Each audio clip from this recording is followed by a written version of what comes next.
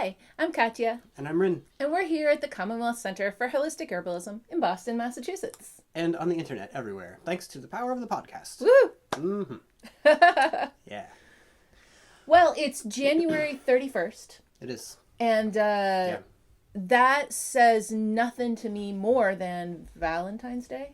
You got to prepare, You got to prepare. right? You got to start ahead. Yeah, so we wanted to share some Valentine's Day herbal goodness now so that you can be ready in a couple of weeks when the big day comes. And I also want to say right from the outset that some people do not love Valentine's Day, and that is completely legit. So we have some herby goodness for that as well. And I want to say that none of the awesome, fun things that we're going to talk about today require having a partner. No way. No. You can absolutely make these for yourself, and that's fair. Yeah. Go for it. We call that self-care. So let's start out with our reclaimer and remind you that we are not doctors. We are herbalists and holistic health educators. The ideas discussed in this podcast do not constitute medical advice. No state or federal authority licenses herbalists in the United States, so these discussions are for educational purposes only. Everybody's body is different, so the things that we're talking about may or may not apply directly to you, but we hope that they'll give you some good information to think about and to research further. And we wish to remind you that good health is your own personal responsibility. The final decision in considering any course of therapy, whether discussed on the internet or prescribed by your physician, is always yours. Yes. Yours. We say it. Okay, so let's talk about some herbal aphrodisiacs, huh? Yeah. We could take like 2 minutes and talk about the idea of aphrodisiacs. Yeah, I was gonna say that's such a weird word, and I think that when people hear the word aphrodisiac, I mean, I think maybe it's changing now, but I still think that there's that idea of love zombies, chasing after you, and that's not what we're talking about here, which doesn't make them any less awesome. Yeah, I don't really. I mean, if I knew about an herb that would turn somebody into a love zombie, I don't know that I would really want to. I don't think I would want it. Tell everybody. I don't know. Yeah. I'd probably... It would be all the stories about love potions and how they backfire, and it's not really... Every time. Yeah, it always backfires, and even when they work, it's not real, Yeah. and then that's not satisfying and fulfilling, and so, yeah. You don't want that. Yeah. So these aphrodisiacs will not turn you into a love zombie. They will work. They will do things. They will do good things. In your body and your mind. But, by and large, what's going on with these herbs is that they help you to relax, to release some tension, and have other methods of bringing you to the moment. Yeah. Bringing you to the present. I feel like today so many people who have a person that they would love to get snuggly with, there's so much else going on all of the time. There's so much stress. There's emails that need to be checked. And not just because maybe your Aunt Tallulah has written you an email and you're going to need to write back. Yeah. But because your work culture expects that you will check your emails multiple times in the evening. And if it's not your work, then it might just be your, I don't know, parents or something. We all, and I don't mean that maybe anybody individually is out there being like, why don't you enter my emails faster? I mean, if that happens, okay, it does. And there's herbs for them, they can have some... I've definitely had bosses like that. Some vervain or whatever, that might help. But yeah, no, it's just the fact that it's always available. And so, carrying the internet around in your pocket is cool because you can have anything that you're interested in at a moment's notice, but it's also a problem because you can have anything at a moment's notice, and because a lot of times what grabs your attention with the red logo and the little badge with the number on it and everything else is stuff that's designed to just keep you in the machine, right? And when you're in your machine, you're not in your body. Yeah. You're not in the same way. Yeah. And so even though you might be literally sitting next to somebody who you really care a lot about, and maybe even 5 or 10 years ago, you used to snuggle on the couch and watch a movie together and whatever. And that's not really happening anymore. And a lot of that is simply because our minds are not in the present moment. Not because we're bad, but just because there's so much mental stimulation and so much distraction. Yeah. So that's where these herbs come in. Right. Because, when we get stressed, we respond with tension and we get tight like Yeah. this. And that's not really a great way to, start some play. So, so relaxant herbs are often going to be playing a big role here. And then, like I was saying, other ways of bringing you to the present moment. So some herbs are going to stimulate circulation and wake up all of your nerve endings in the skin and be like, oh, I live here. Yeah. Here I am. I'm in my body. This is my body. Wow. Yeah. What can we do with this? So that's another big piece here too. Well, we'll talk about the herbs as we go along. Well, I also want to mention that there are some herbs, and like speaking as a person who has a lot of body issues, that for some people it's not very comfortable to be in your body because maybe you've got some issues with your body and you're like trying to find a way to work those out. And there are herbs that can really assist there too, just to ease the discomfort. So it's not just in terms of like waking up the body so that the body and the mind are like in the same place at the same time, but also like making it comfortable for you to feel safe in your body, making it comfortable for you to feel accepted in your body. Even if your body isn't exactly what you want it to be right now, even if it will never be exactly what you want it to be, to just be able to feel like, well, but it's all right. Like there's stuff I don't love about my house. I would maybe put a different window here or this there, but like I like my house. I'm glad I live here. And I can feel the same way about my body, like, it may not be perfect, but like I'm glad I live here. And some of the, I'm thinking about wood betony in particular has been an herb that has helped me out with that a lot. Definitely. But there are other plants that will come through here that have that particular aspect. And I think that is important when we're thinking about snuggling. Yeah. Well, okay, let's just get started with some recipes then. So, one of our very favorite things to make in February and lots of other months, honestly. Really anytime. Honestly, anytime. Yeah, whenever. Is an infused wine. So, if you're brand new to herbalism, you may have maybe worked with a tincture here and there. You may have made one of your own. But if not, then don't worry, it's super easy. And if you've done tinctures with other alcohol but not with wine before, don't worry, it's just as easy. It's even easier. Even easier. Yeah. So one really cool thing here is that a standard bottle of wine is 750 milliliters, and that fits really nicely into a quart-sized jar with room for some herbs. Yeah, even though when you put the jar on the counter and the bottle of wine on the counter, you're going to be like, there's no way this is going to fit in here. No, it's going to fit, don't worry. Yeah. Yeah. If you have an extra-sized bottle, then okay. Well, then you can just drink an extra cup while you're... You can make 2 jars of infused wine. It'll be great. So what we do is we take like a quart-sized jar and we put in like 3 tablespoons or so of damiana leaf and then 2 tablespoons or so of cacao nibs and 1 single dried cayenne pepper. Not 2. Because that's all you need. Not 5. Definitely not 5. Not 5. Just not 1. 5. Yeah. Yes. Yeah.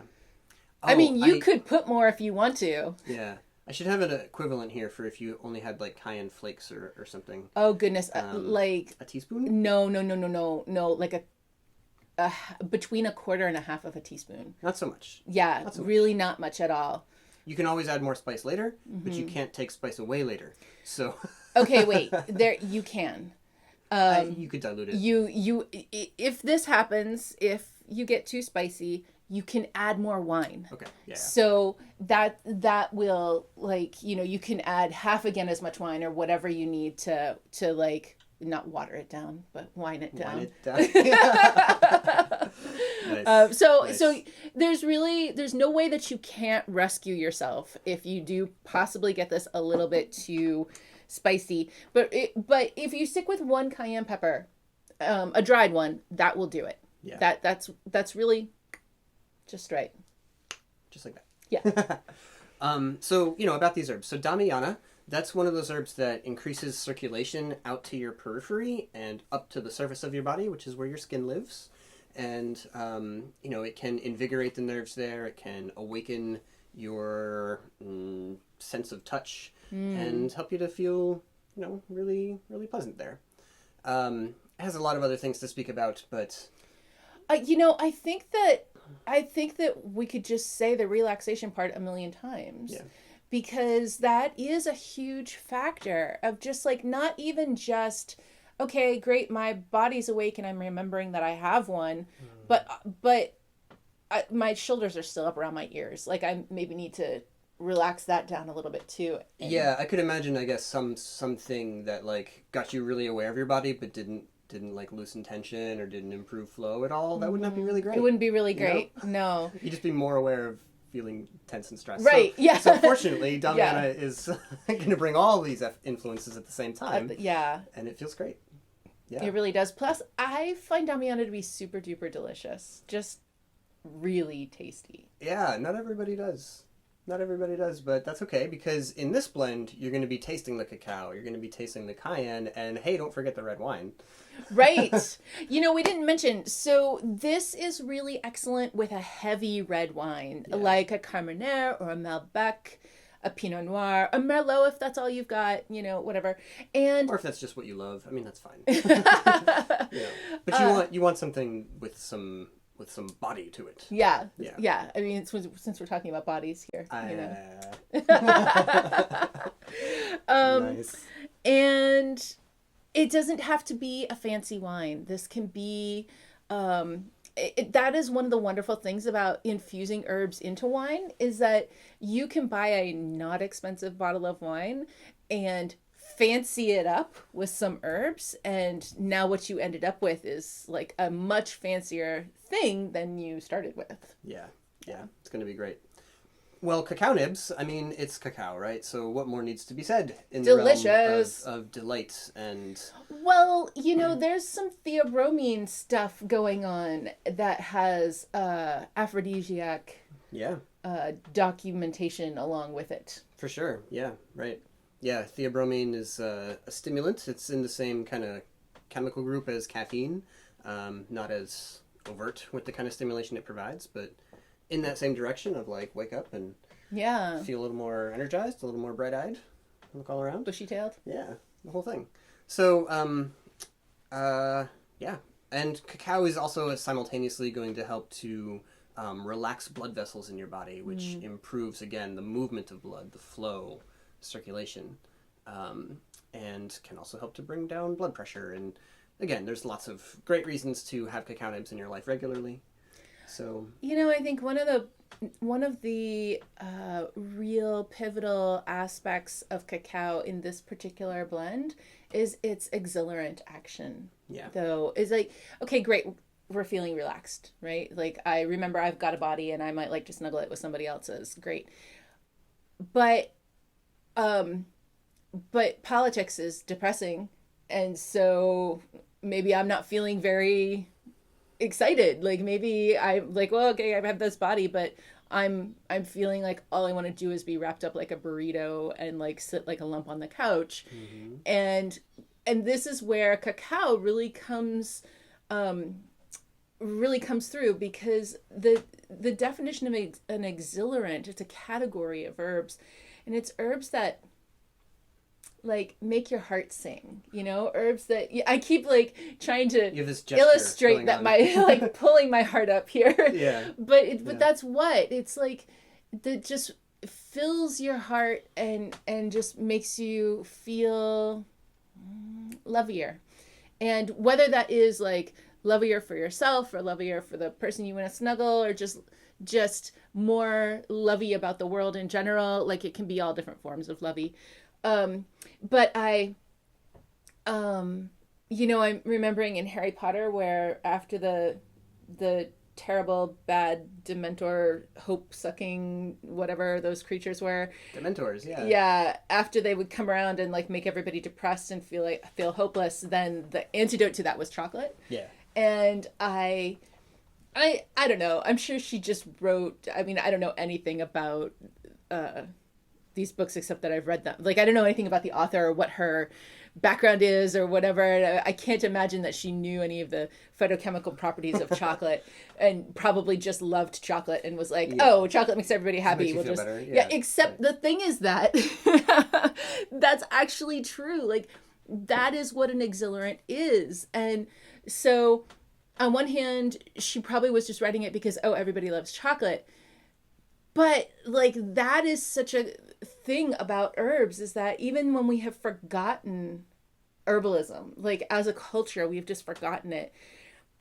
The underlying stuff is still in there. We're still aware of it. We just don't realize that we're aware of it, because when we're like sitting writing a book and saying, what would be the antidote to hopelessness? Oh, I guess it would be chocolate. It's like, yes, that's an exhilarant. That is the thing that fills your heart again after you feel like everything has been sucked out of it. That's an exhilarant. That's cacao. Yeah. Incidentally, also vanilla. Right. And who will make an appearance later on. Yeah. Yes. And Tulsi and a couple others that are going to show up in this episode. Yeah. But just to complete our recipe here, right, we had the damiana leaf, we had cacao nibs, and we're going to put in that 1 cayenne pepper for the spiciness, for the fieriness. For the fieriness. That's the way to... I mean, okay, it also gets your blood moving, and sometimes you need a little bit of that in terms of getting snuggly. Like, sometimes there are actual cardiovascular problems that sort of stand in the way, and so anything that has an actual cardiovascular stimulating effect is actually going to be helpful. But here, really, the fire, you know, that's what it's all about. It is, yeah. And if you look at, especially the further back you go, the things people consider aphrodisiac, they're more and more in the realm of like fiery spices, like ginger and cardamom and things like this that were like, yeah, that's nice for a pumpkin pie, but what are you talking about? Sex drive? What? But yeah, they are that. Okay, that but heat, remember that, warmth, that fire. Remember that study about with the smells, and they like tested all these smells, and they found that pumpkin pie was a smell that was very functional as an aphrodisiac. Yeah. Well, anyway, so they all go in the jar, you pour in the wine, it all goes in there together, and then you just need a week or two. Honestly, with this one, if you wait a couple days... It would be enough. It'll have a lot of that flavor. Yeah. And it'll be great. But if you give it a week or two, then that'll be fantastic. You're going to strain it right out, and then you can just rebottle it right into that wine bottle, right? You just need a funnel, or I guess very steady hands. I mean, I've seen you do that before. It is like an occupational skill to be able to amazing. Pour things into other things without spilling it. It's I always get a little nervous, and then I'm like, wait, trust the ladybird, she's got this handled, no problem. It is my superpower. I can pour things into other things and not spill them. So that may be your superpower, or you may just get a funnel, whatever, you know. But yeah, put it right back in that wine bottle, right? You can smack a pretty label on there. Ta-da! You're fancy. This is great. Fancy. Yeah. It's wonderful. Yeah. And then you can drink it together or with your whoever, and just it'll be great. Anytime. Yeah. It is also just delicious. Yeah. And so you really can have this anytime. Right. And I mean, you know, this would also be a good like cardiovascular health maintenance blend. Literally every ingredient in there, including the red wine, has proven benefits for long-term cardiovascular health. So, I mean... Is that your scientific study voice? It was my scientific study voice. You found me. All right. All right, let's move on. Let's talk about a rose-chamomile elixir. I can see you making sure that we have enough time to talk about all of these recipes without... I'm trying. And I'm like, but we have to talk about rose chamomile forever! Okay. You could, right? I mean... You really could. Either one of those herbs alone, or certainly both of them together. Mm-hmm. There's a lot going on. Yes. Yeah. So first off, maybe let's do this inverted. Let's start with the chamomile. Chamomile is an herb that I think everybody underrates, undervalues, underappreciates chamomile. I think that we do it because you can get it anywhere. But you can get it anywhere because chamomile is so critically important. And Elsie is trying to find a comfy bed here. She she's feeling relaxed just hearing about chamomile. Yeah. But that's actually I think that is right on. Okay, you're gonna be like, why is she talking about the dog now? Well, it's Valentine's Day. You gotta love your dog too. But when Elsa, our dog Elsie, is an Australian cattle dog, and she has a lot of energy. And over the years, she's had some injuries here and there that have required her to be still for several days. And that's hard for her to do. And the way that we help her do that is with chamomile. We just add like a half a cup or so of dried chamomile flowers right into her dinner. And, put a little gravy on top. Yeah, if you've got a pot of bone broth going, like a scoop of that, handful of chamomile flowers, stir everything together. Yep. Ta-da. But she's happy to eat them, and a little gravy on top, and they'll be happy to eat most things. But it really helps her to settle in when things are not the way that she wants them to be.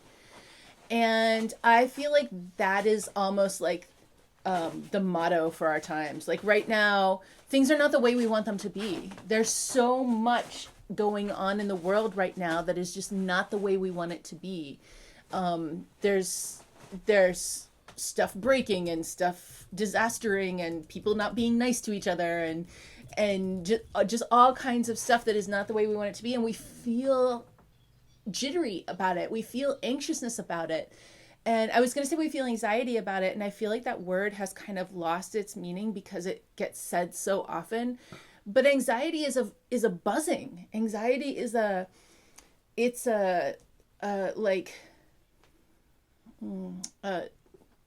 shaking. There's a word. I mean, like a trembling, and chamomile just calms that right down. And so this is just really perfect for someone who maybe they just can't even get into the space of being with a person that they really love. I mean, they're together, but they can't get into a space of like putting everything in the world down for a minute to just spend time together.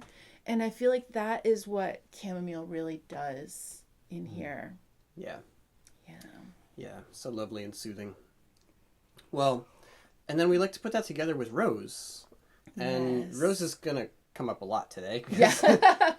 It's Valentine's concept. So, but yeah, I mean, rose is a really lovely exhilarant, right? Lifts your spirits, lifts your mood. It does have some benefit on circulation and on blood movement. It has some relaxant qualities to it. It has a lot of nice effects on nervous activity to help you to feel settled and to feel calm.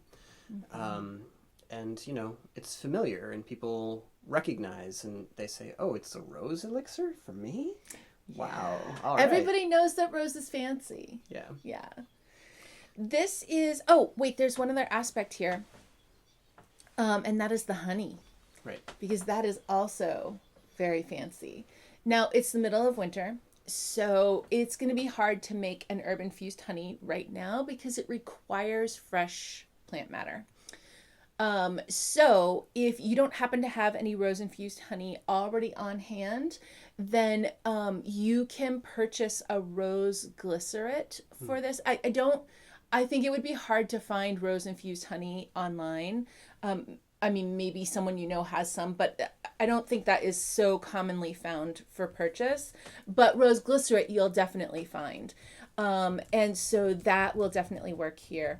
But I much prefer to just every summer make sure that I get some really nice wild rose petals. We're not talking about garden rose petals like that you got from a garden store and planted in your front yard, because those often have a lot of fungicides and other kinds of chemicals on them that get like into the roots and stuff. And maybe if you've had one for many years, but really we prefer the wild roses. And the key here is that they need to smell like roses. They need to be good and smelly in order for this to work, because those smells, those are the phytochemicals that we're trying to get into the honey. Yeah. The volatile oils and all the good stuff. So you're just going to take the rose petals, put them in a jar, pour a bunch of honey over it, and in a couple of weeks, the honey will thin a little bit because it's literally going to suck the moisture out of the rose petals. But that's okay. You don't have to worry. It shouldn't mold or anything like that. If you're worried, you can put it in the refrigerator. But that's my favorite way to get sweetened rose petal goodness. Yeah. Yeah, I like it better than a glycerin just because I really love honey. But it's the middle of winter, so you can totally just grab a glycerin for now. Yeah. Right, and then we'd be mixing that together with equal parts, I'd say, equal amount of chamomile tincture. Mm-hmm. So you could either start from the very beginning, if you happen to be listening to this somewhere in the world where roses are growing right now, and you could get 2 jars, about the same size, not too big, and take one and fill it like 2/3 of the way full with chamomile flowers, pour on some brandy or other alcohol, and close it up. And in your other jar, you can stuff it full of rose petals, pour on some honey in there until it's filled in all of those little spaces, and cover that up. And you can let them both infuse there for a couple of weeks, up to 4 weeks. Longer than that, there's not much point. If you're in a rush, you could probably do it in a week, at least with the tincture, if you shake it a lot. With the honey... Yeah, the more you shake it. No, the honey, I think you might get away with a week if you really had to. Yeah. Yeah. But yeah, and then you're going to go ahead and strain them out. You're probably going to want to warm up the honey before you do that. It does thin when you infuse the rose petals, but it's even easier if you warm it a bit before you start trying to strain it. Usually I will put it through a strainer and then cover the whole thing with a cloth and let it sit for at least 24 hours so that the honey can drip down off of the rose petals. But then I keep the rose petals because you're not going to get all of the honey off the rose petals. So I just keep them. And then I add them to tea, and now I have candied rose petals to put into tea, and that's pretty exciting also. Yeah, that is pretty good. Yeah. Well, yeah, sure. So now they've strained, and then you mix them, and then you go ahead and bottle it and label it, and you're good to go. Yeah. Yeah. And make a fancy little label. It's fun. It's fun. Okay. Well, you reminded me of this raspberry chocolate cordial recipe that you had that... I don't know how I forgot about this. This is your recipe. No, this is my recipe? Yeah. Well, I don't know how I forgot about cordials. It's been a while since we made this one. It really has, and I really think that I need to make it as soon as we're finished recording because this is the most delicious thing ever. And I don't know, I think... if you're just starting as an herbalist, or it doesn't even matter how long you've been an herbalist, get a book, like a journal, and just go ahead and write down your favorite recipes. Mm-hmm. I had a phase for a while where I had like scrap paper next to the tea, and I would write down every single day the tea that I made because we just formulate on the fly most of the time for ourselves. But then sometimes one of them is really amazing, and you mix it up. You're like, oh, this will probably be okay. You set the boiling water in, you let it infuse. You come back an hour later, and you're like, wait, this is amazing. This is the best tea I've ever made. What did I put in here? Yeah, and then you can't remember. So my point here is that do not be me with the raspberry chocolate cordial. Keep a book of all your favorite recipes. And then go back and look at it every so often just to remember, like, oh, remember 3 years ago when I made that really awesome thing that was so delicious? I want that again. So anyway, I'm super glad that you unearthed this recipe for today. Yeah. And if you're there with your pencil ready, then here's the ingredients we're going to use in this one. We've got 3/4 of a cup of water. We've got about 1.5 cups of granulated sugar. We have 5 tablespoons or so of cocoa powder. Unsweetened. It's going to be fine for this. We're going to use about 3 cups of vodka, about 2 cups of raspberries, and 1 beautiful vanilla bean. Mm-hmm. Split right down the middle. Now, if you just heard that sugar and you're like, herbalists don't use sugar. Yeah. Well, when you make a cordial, traditionally they are made with sugar, but you can substitute that for honey if you prefer, or if you want to put sugar and just have less of it, that's also fine. Cordials can be the amount sweet that you want them to be. Yeah. So these measurements represent a very standard style of cordial, but you can absolutely work with honey instead. You can absolutely have less sugar instead. Totally fine. Yeah. So, right. So you're going to take about 3/4 cups of water. You're going to put that into a saucepan. And then you're going to put in that sugar. And the way the standard, like, rich syrup that you're making for this is done is, like, you've got twice as much volume of sugar as you have of water to start with. Mm-hmm. But you can do a 1-to-1, right? So just 3/4 cup water, 3/4 cup sugar, or even less. Try a bunch of things. See what you like. Yeah, see what you like best. Yeah. Experimentation is absolutely essential to being an herbalist. So be enthusiastic about experimenting and don't wait for permission. Yes, just do it a lot. Yeah. All right. So, yeah, we're going to put all those things together. We're going to put in... the water, the sugar, and the cocoa. The cocoa. Yep. We're going to bring it to a boil, medium heat. You know, you're going to stir it every now and then. But we're just trying to let everything dissolve. So stir, simmer until it all dissolves. And then once that happens, we're going to remove it from the heat and we're going to let it cool. Okay. Yeah, and I hate to say stir occasionally. Stir constantly. But because here's the thing. Stir unremittingly. I get distracted in the kitchen and I'll be like, oh, I need to stir this. And then I walk away and do the next thing. And then I come back and I'm like, I should have stirred that a lot more. So I would say stir it a lot because you're going to get distracted. Stir meditatively. Yeah. Yeah. If you expect to stir it a lot and you get distracted and you come back, what you will end up with is stir occasionally. Right? But if we say stir occasionally and you get distracted, it will not actually be stirred. Okay. Yeah. Stay focused on your cordial. That's the message I'm getting here, right? Yes. Yeah. So, okay, then we're going to just go ahead and pour that into a glass jar, like a quart-sized jar, to fit everything we're trying to get in there. And then we put in the vodka, we put in the raspberries, we put in that vanilla bean, and then we close it up, and we cover it tightly, and we store it in a dark place for a couple of weeks or so. See, that's why we have to say this now, so that you have enough time. Yeah, right? You got to start. Start today. Start tomorrow. And stir it, shake it, something every day. Mm-hmm. Get it moving. Yeah. Okay. And then after as much time as you've got, or 2 weeks, whichever comes closer, then you're going to want to set up an arrangement where you have a coffee filter that you can dump everything into and it can strain through that. So what we usually end up doing is like a wire mesh strainer with the coffee filter sitting inside of it. And then we pour slowly at first onto that, make sure all of the material is staying inside the filter containment unit, and let it sit in there. And it's going to take some time to drip. It is. It's really annoying. It's going to be thick. So you just have to, if you have like a Chemex or one of those cool coffee things now, you can use that too. Yeah. I'm kind of wondering if our tincture press would be helpful at this stage. So maybe? I'm not sure. The thing is that we're trying to, the cocoa is powdered and we're trying to not have the end results have that powdery cocoa in it. Yeah. We want only the dissolved cocoa to filter through, and we don't want to be left with particulate. Yeah. So that's why we bother to take a long time. If you don't mind having some particulate, then just strain out the raspberries and it's fine. Right. I mean, we've had some really great thick cocoa elixirs that have definite powder situation going on. Yeah.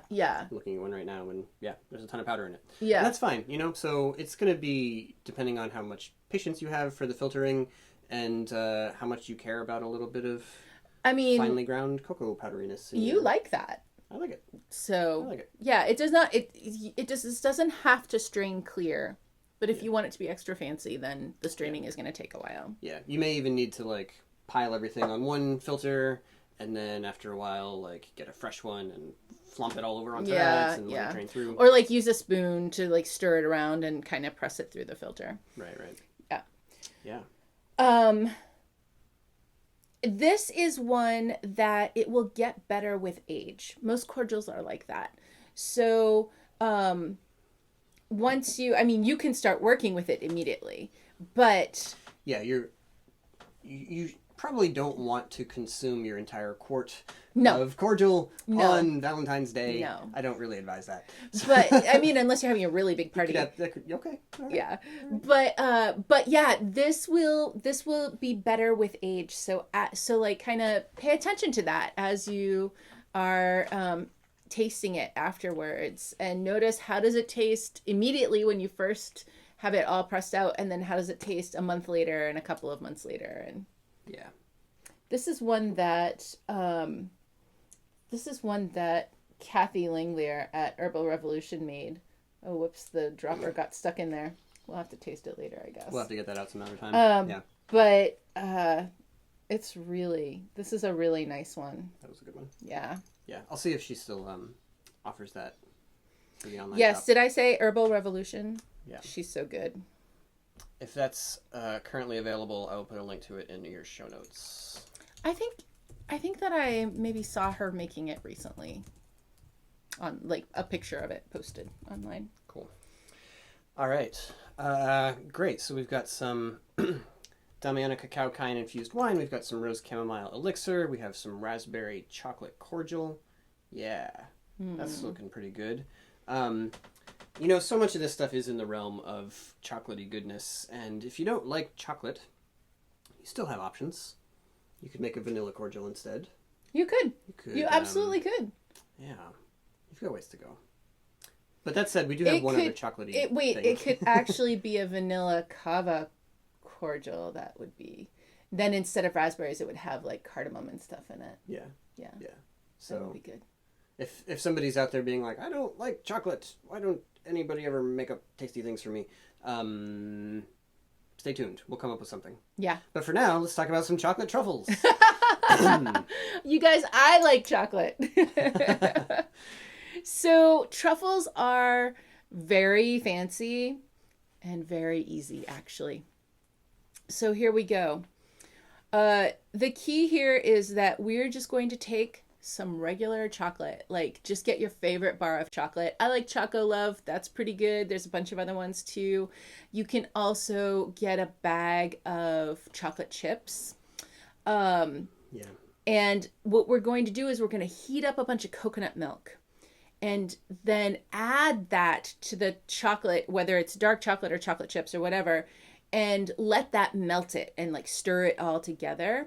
And we're going to add some herbs in and like some maybe chopped up nuts or whatever, and then just roll this into balls. And what we're going to end up with is these really wonderful coconut milk chocolate herby truffle awesomeness that are very, very fancy, but literally take like, it's faster than cookies. It's really, it doesn't take very long at all. So this can totally be a last minute thing. Yeah, for sure. So you could start by taking about 8 ounces of chocolate and pound it or chop it up into, little pieces, like a pea-sized pieces, Like chocolate chip pieces. Just start with chocolate chips. Pretty easy. Yeah. You're going to put that into a medium-sized bowl, and we're going to put that together with some powdered herbs. And if you like some chopped nuts, you're going to put them in there, but they should be pretty finely chopped. Yeah, this isn't a place for chunky nuts. You can put chunky nuts later if you want to, but if you put nuts in at this point, you should go ahead and chop them up small because we need to be able to stir this well. Yeah. So the herbs that I would recommend putting in here, although you can go bananas, you can put anything you like, but here's some that I'm a big fan of. Vanilla, and you can actually, Mountain Rose Herbs and other places too sells ground vanilla bean. Mm-hmm. And it's like the little bits of vanilla. It's so delicious. It's expensive, but you can get the smallest package that they have, and it's totally sufficient. You'll have plenty, and it's so good. So I would go with that and some powdered rose petals, some powdered cardamom, and maybe some powdered ginger. And the finer that these are powdered, the better. So even though you can grind them at home in a coffee grinder, this is another time that I would just go ahead and buy them ground already from Mountain Rose or from another place near you. Just because they have industrial grinders that grind it really, really fine and very uniform. And that's going to be part of making the truffles just very fancy. Yeah. Yeah. Yeah. Yeah. I mean, you could also put some lemon balm powder into there too. You could, or a little lavender, just a smidge of lavender could go in there. Yeah. This could be a place where you could put just a little bit of wood betony too. It has a mild enough flavor that, especially with the cardamom and the ginger and the vanilla, it really isn't going to interfere with what's going on at all. And if you are a cayenne in your chocolate kind of person, that can go in, or cinnamon if that appeals to you. But so any of the herbs on that list, what we're going for is, maybe like 2 or 3 teaspoons total. You don't want it to be too much because we don't want these to be gritty. So we just want enough so that it's really there. So for 8 ounces of chocolate, like two teaspoons total, 2.5 teaspoons total of your herbs is good. Yeah. And then great. So we've got the chocolate in the pan or the bowl. We've got the powdered herbs in there. And now we can take the coconut milk and we can warm it up so that it's not bubbling, but it's the last minute before it bubbles, so that it's really good and hot. Right. But first you have to go back in time a little bit to before you got started, and you need to put your can of coconut milk into the refrigerator. Oh, that's right. I forgot about that part. Yeah, because nowadays there's so many kinds of coconut milk that you have to be more specific. Right. So if you just get regular coconut milk, it needs to be the full fat kind. But if you just get regular coconut milk, that separates and you end up with like a creamy part and a watery part. So if that's what you get, put it in the refrigerator the night before to separate it out so that you only end up using the creamy part in this recipe and not the watery part, because that won't make a nice chocolate. You can also, now you can buy just coconut cream. Oh, yeah. And so if that is the case, then that's also fine. We need like 2/3 of a cup of coconut milk. And so that is about what you get out of a can of regular coconut milk once you separate out the water. Is there a trick for that? I know you always do this, but I don't. I put it in the refrigerator for like a day, like the night before. I wanna have it, and then when you open the can, all of the coconutty part will be on top, and so I just sort of either I say I should have opened the other end. And then I do that and I pour out all the liquid and then have just the coconut left in the can. That's actually the ideal way, but usually I open the wrong end and I'm like, oh, all the coconut is at this end. And then I just carefully scoop it out without getting as close to not any of the water as possible. Yeah. Cool. All right. So now you got to warm it up. Got to warm it up.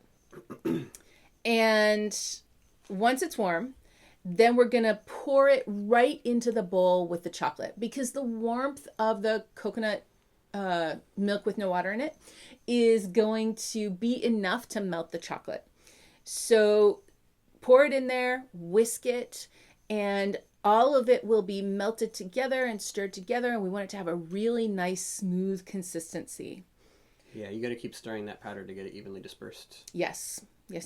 And just stir it like crazy. You can't stir this too much.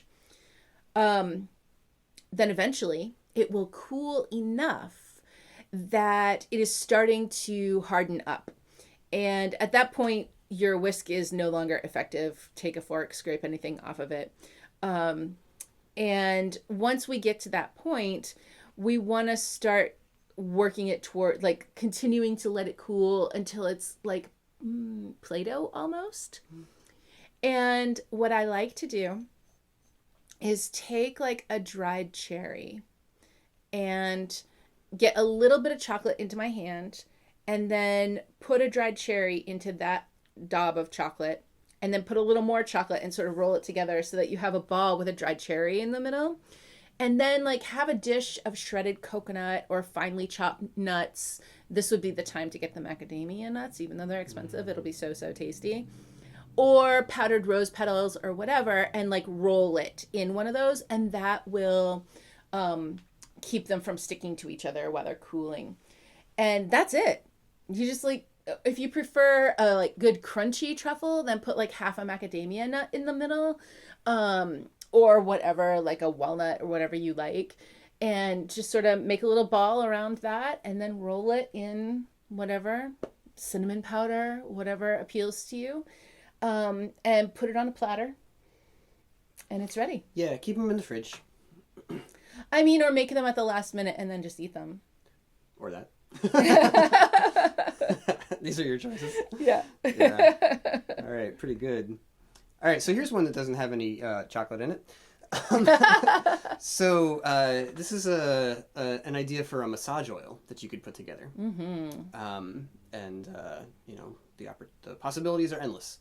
So here I was thinking of the sun and warmth and bringing that into a cold February day. And so the ingredients I was thinking of here were ginger, kava, angelica, and some evergreen needles. Yeah, I'm pretty excited about this. Yeah. This is really lovely. So massage oil is pretty simple. It's just an infused oil with which you massage. Yes. I mean, it's just an oil until you massage somebody, at which point then it becomes a massage oil. Right. Yeah. Yeah, you need help for, you know, fully what is it? Actualizing your massage oil? Yes, yes. I really love this combination because the evergreen, that we have an exhilarant action again, and also it just smells so darn good. It's warming, it's very activating, it helps with circulation. And then with the ginger and the kava and angelica, we also have that warming action, that activation. Scent-wise, it's a little earthier. It's like grounding the scent. And so what you end up with in terms of like perfumology or whatever is something that's very well balanced and has its like full body of aroma. But the ginger, the kava, and the angelica, all of these have muscle relaxant action. They have anti-inflammatory action, and that can be a lot. Like, not like, oh, it kind of made me relax some, but like I've had really knots in my back or like gross, painful, whatever, and you have gotten some kava or some ginger or some angelica or whatever, and like massage that in, and suddenly it's just like, I do not hurt anymore. I was hurting and now I am not hurting. Yeah. This is excellent. Yeah. So I don't want to discount the power that these plants have to really just relax the pain right out of you. Yeah. So as an example to get started, and you know, you'll adjust this in your batches as you go along to the way you like it, but an example would be to start with an 8-ounce jar, and you're going to put in there like 3 tablespoons or so of ginger, a couple of tablespoons of kava, and probably just 1 tablespoon of angelica. And then a good big handful, whatever you can fit, basically, of evergreen needles, whether that's spruce or fir or pine or cedar would even be fine. Whatever you've got around you. Ideally fresh off of the tree. I think I'm not willing to compromise on that. Mm-hmm. I think it really needs to be fresh off the tree. Yeah. I would love the ginger to be fresh too. That gives this a bit of a quest, you know. You must walk into the forest until you find the evergreen tree, and from it, you know, look around on the ground and see if there's any recently fallen branches, because that's the best way to harvest from your evergreens. Yes, and retrieve them for your love. Mm-hmm. Yes. Yeah, bring them home. Your love that is evergreen. There we are. Yeah. So yeah, you're going to bring it home, strip off all of the evergreen needles, combine them with the dried herbs, put them into the jar, and then put on like 6-ish ounces of, I would really advocate here for almond oil. Me too. I feel pretty uncompromising about that as well. Yeah. I mean, unless you have a nut allergy, then don't. Yeah, okay. but smell-wise, all of it's going to be too much for this one. It's definitely going to be. And so the almond oil is, first off, it's light, but it does have a smell, and the smell is in exactly the direction we want to be going in. So yes, very, very lovely. Yeah. Yeah. So we're going to just pour in enough almond oil to cover the herbs over. We're going to cover up our jar. And then, and this is important, you have to keep this somewhere warm. Yeah. Because, you know, we're starting with mostly dried herbs here. You know, so we just need to have the heat to really encourage those constituents to come out of the plant material, get into the oil where they're going to be helpful down the line. So keep it in a warm place. That could be up on top of your refrigerator. It could be if you have like those little cabinets over your stove. Yep, those get warm. That could be a good place. Some people have yogurt makers, and or I've even heard people take a dehydrator and just take the shelves out of it and pop oils in there because it'll keep it at like, you know, 120 degrees or whatever, and that's a real nice temperature. You can set it where you want. Yeah. Or, you know, if nothing else, you can get some, you know, sturdy brown paper bag, put your jar into there, and set it in a sunny windowsill. You could wrap it up in some dark cloth and do that same thing. It's the middle of winter. You can put it on top of your radiator. There you go. You know? Yeah. Put it next to your heater, whatever. Yeah. But you want to keep it warm. And during this process, if your jar seals really well... Which honestly you want it to. Because we want to catch the volatiles from the evergreen. Yeah. So we're trying to get it to seal really well. But I just specify this because I have taken a jar filled with infusing oil, and it was a good sturdy mason jar, and then given it a good hard shake, and then there was some leaking. so there was some mess, I think is what. Learn from my experience there. Yeah. So if your jar seals up really well, go ahead and shake it. Otherwise, like swirl with care, you know, but swirl regularly. Yeah. Right? We want to have some movement happening in there. Yeah. And we're going to let it infuse there for a couple weeks. And then we're going to strain it. And we're going to use cheesecloth or coffee filters or whatever seems necessary. Even like just a French sieve. That's fine too. Yeah. And then bottle it up and label it. And, you know, here for bottles, if it's an 8 ounce, if you have like one single 8 ounce bottle to put it in, you're probably going to have a flat cap on there. And then you're going to need to kind of like pour a little into your palm, and that might work out okay, you know? It's awkward. My favorite thing for massage oils is these pump tops, right? A dropper top can work. I mean, it's better than nothing. It's better than nothing. If there was any possibility that you were going to like leave it in the jar or the bottle for a really long time, then you want to switch it out and put a flat cap on. Because oil, when it stays in contact with the rubber, it degrades it over time. But if it's, you know, just if you're using this regularly, working with this regularly, and going to go through it, then whatever, put a dropper top on, that's fine. Yeah. But my favorite, though, is those little pump tops. Those are pretty swanky. Those are handy. I'm pretty sure you can get those at Mountain Rose. I know you can get them at Berlin packaging. Mm-hmm. Yeah. Yeah. And actually, if you have a local herb shop, they probably have that stuff too. Like in the bottles and tins section or whatever.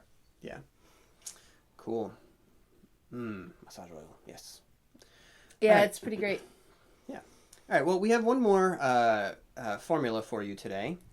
And this is for those of you who are probably not very hyped about Valentine's Day and would prefer not to think about it.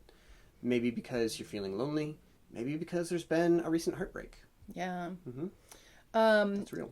And so this is the beginning of a tea blend. And again, like all of our recipes, adjust in ways that appeal to you.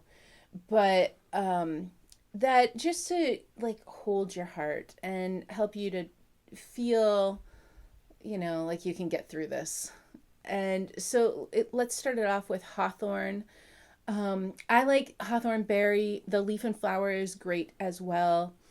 And we're going to also put in linden leaf and flower. And these two can be equal parts. And we're going to let them be a big part of the formula.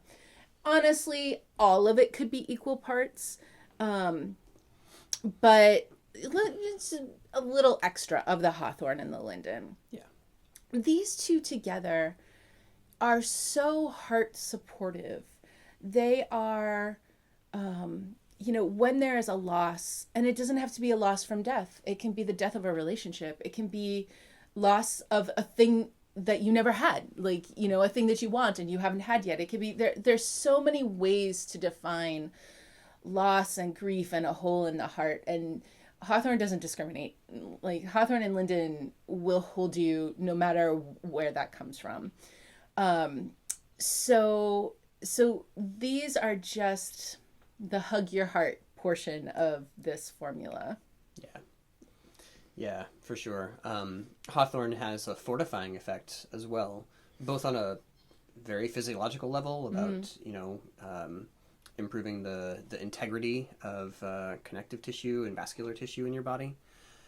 But Hawthorne also has that sense of safety attached to it. Yeah. And then Linden is just so soothing and calming, and it releases tension that you may be carrying around, not realizing it for a very long time. Yes. Just they're a wonderful pair. Tension in the body, tension in the heart, tension in the nerves. Yeah. It's very loosening. We can put rose petals next, and you might be thinking, well, that's on theme, but maybe I didn't want that. But rose petals also have a really amazing protective aspect to them. Remember, roses have thorns. And when roses grow in the wild, they grow in these big brambles. And they are like safe hiding places for little furry creatures, because the foxes and the hawks can't get into the brambles to get in there and eat them. And sometimes that's what you need, especially when the whole world has red hearts everywhere. And you're like the Grinch about the red hearts, and you just want it all to stop. Having a feeling like you have a place to hide where there are giant thorn brambles all around you and nobody can get to you is kind of amazing. Yeah. Yeah. It's pretty great. Yeah. So there's that element of safety, right? And safety, not just from like something's going to get me, I'm under threat, but safety to loosen, safety to soften, safety to open the heart. And that can be hard. If you've been hurt, if you've been let down, it can be really hard to open up your heart again. And a lot of us were never trained to do it in the first place. Right. By our culture. So, herbs that can bring in that influence of attending to the heart, taking care of it, protecting it, softening tensions that are affecting it, that's really valuable. And not just on Valentine's Day, but all the time. All the time. Yeah. But, in addition to those things of softening and releasing and opening, we also want to uplift, right? We want to bring in some cheer. And so the rose is helping with that, absolutely, for sure. But this is why we want to add Tulsi to this mixture. Yeah. Yeah. Absolutely. Tulsi, holy basil, whatever you call it. It's good. It's a friend. Yeah. Tulsi lifts you up. Tulsi makes you feel relaxed. Tulsi helps you to cope with stress more smoothly and calmly and evenly. Tulsi helps your digestion. Tulsi helps so many things. But if we think about the emotions in the heart, Tulsi is enlivening. It helps you to feel like you're seeing the world with fresh eyes. Yeah. And then we can put some betony in here too, some wood betony, and specifically I mean Stachys officinalis. And that for the sort of like it's safe to be here aspect, especially because when there is heartache or heartbreak, there can be a ruminating quality to that. Like it can be hard to stop thinking about it. And betony... And thinking about it in the exact same way over and over again. Yes. Yeah. And betony is so helpful to just come out of that thinky space and back into the body, even though maybe it's not super comfortable in the body, because all over I'm feeling the discomfort of heartache. But still, at least it stops the thinking that is sort of like controlling you and carrying you away. If you just imagine like a cartoon of a person holding onto a very large helium balloon and they're being like swept away. And if you feel like that, if you feel like your thoughts are just sweeping you away and you are just dangling from the string of it, that's when betony is really, really who you need. Nice. And then sometimes you do need a little bit of extra armor or a little bit of extra cloaking. And whether that's Klingon or, the invisibility cloak or whatever else. Yeah. Whatever method you like. So there's a couple of herbs that we think of for these cases. And when you're feeling a little extra sensitive, a little extra exposed, then I think of yarrow there. Yarrow, its Latin name or its botanical name is Achillea or Achillea, depending on where you like your stress, millefolium. But that refers back to Achilles. And remember, the big myth around Achilles was that he was invincible, except where he wasn't. Right? He had that weak spot, but most people that he ran into noticed the part where you could hit him with swords, and he didn't seem to mind. Yes. Mostly everybody saw the invincible part. Right. So there's that. Mostly that was his experience too. Well, yeah, just right into that last minute. Yeah. Yeah. So, but yeah, there's this idea of protection with yarrow. This idea of giving you a thicker skin, and that can be really necessary if you feel like, you've been exposed and all your nerve endings are right there out on the surface. Yeah. Yeah. I feel that way about lady's mantle too. It's another really lovely herb for just, I have a weighted blanket and I love it. And I particularly love it when I'm feeling a lot of anxiousness or when I'm feeling that discomfort, because it just sort of weighs you down the perfect amount.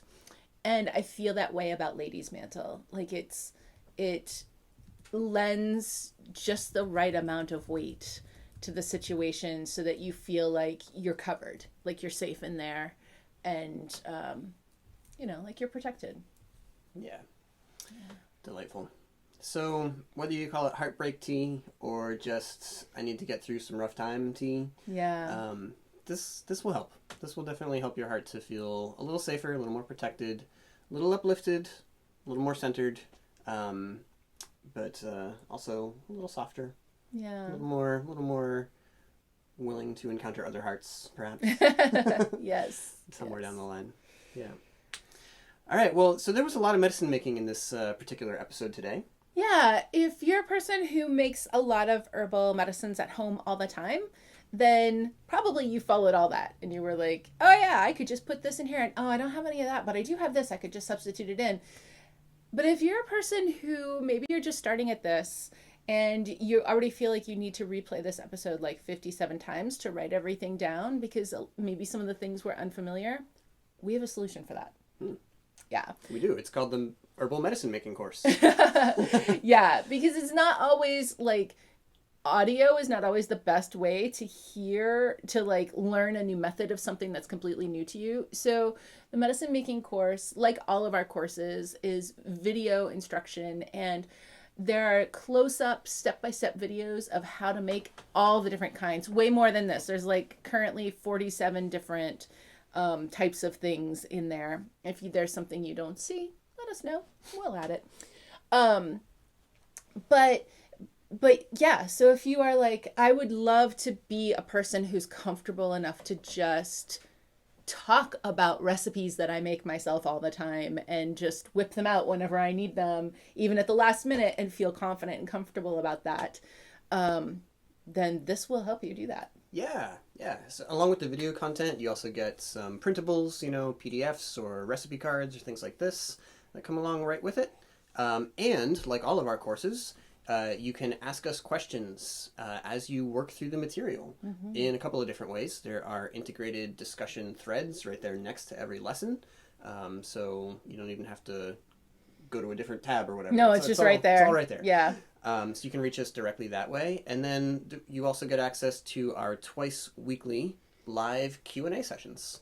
And so this way you get to learn on your own schedule, and you also get direct access to the both of us when you need us. Yes. So, and we love to answer student questions. It's a live web conference, and you can just, anything that's on your mind, anything that you're working on, we cover it there. And I just, that's one of my favorite parts. I especially love seeing all of our students supporting each other. So it's been good. Yeah, as really people ask questions, we have a chat thread going at the same time. And so other students are starting to answer questions and say, "Ooh, I would try this," or "Hey, I just tried that too and it was really good," or whatever. And it's so fun. Yeah. Yeah. So check it out. Yes. Big old links in the show notes for that one. Mm-hmm. All right, so let's close it up with some shout outs. First to Lapin Amy, who was really into the thoughts we had about regenerative practices. Yay. Nice. Also to Mama's Home 159 and Brienne S. and also Hathalena on Instagram, all of whom popped in to let us know that they're listening to the pod. We send y'all herby hugs. We're so excited you're here. We do it. Yes. We have a shout out to Carrie, who likes to add herbal syrups to her iced tea and shared her thoughts with us on herbal syrup making. Yes. Love it. You know, also, I wanted to mention that Julie in Australia, who is a longtime listener of the pod, lives in fire-affected areas in Australia. And we started chatting most recently because of the regenerative practices episode. And she was talking about her farm. And in her area, her farm is one of the few that was not severely damaged, and so she still has a place to live and her animals are safe. But in her community, most people's homes were destroyed, and the pastures don't have any grass for the animals anymore, and there's not shelter for the animals. And the post-disaster relief system is really different there than it is here, although honestly, no matter where you are, post-disaster relief really hinges on donations. Yeah, it's true. So we're launching a fundraiser. Yeah. So that our herbal community, including you, can help Julie's herbal community. This funding is primarily going to go to providing short-term assistance for food and shelter for community members to help them bridge the gap as they're waiting to rebuild, and also to feed and shelter their animals who don't have safe grazing space anymore or shelter from the heat. So we'll be posting all the details on social media tomorrow morning and also in our newsletter. So find us at Commonwealth Herbs on your social media platform of choice. Or go ahead and sign up for our newsletter right on our website, commonwealthherbs.com. Yes. Yeah. Great. Well, thank you for listening. We hope that now you have some good plans and schemes in place for your upcoming Valentine's Day or any other pleasant day that you intend to have. Or any old day of self-care. Also fantastic. Yeah. Yes. I mean, I don't think you ever need a reason for chocolate. Yeah. All right. Well, we'll be back next week with some more Holistic Herbalism podcast for you. Until then, take care of yourselves, take care of each other, drink some tea. Drink some tea. And enjoy being alive. Yes. Yeah. Bye-bye. Bye.